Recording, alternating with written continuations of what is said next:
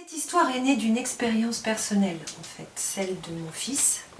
Tous les soirs, je l'entendais s'enfermer dans sa chambre, écrire des pages et des pages et des pages. Je l'entendais rire, j'entendais discuter avec des gens que je ne connaissais pas. Et franchement, je me disais, mais qu'est-ce qui se passe dans cette chambre? J'avais envie d'aller voir ce qu'il y avait derrière la porte.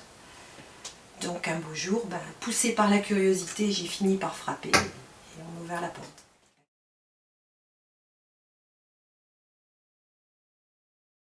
C'est l'histoire de trois amis qui se connaissent par cœur, mais qui pourtant ne se sont jamais rencontrés.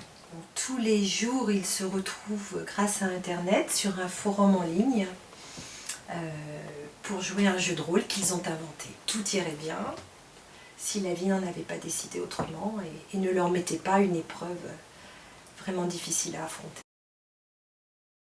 La découverte du jeu de rôle, elle se fait à travers la communauté de mon fils que j'ai pu suivre.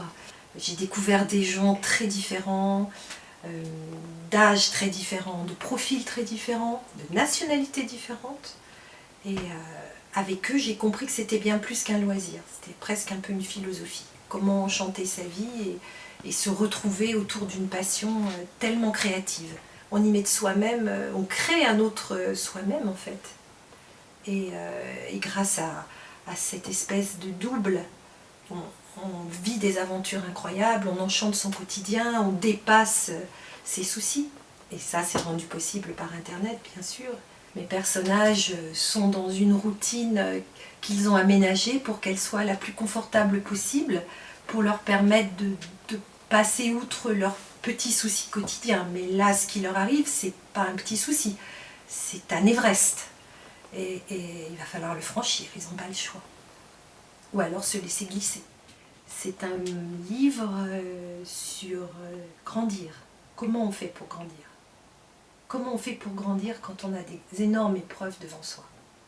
Comment on arrive à transcender ça pour devenir soi-même? C'est ça surtout.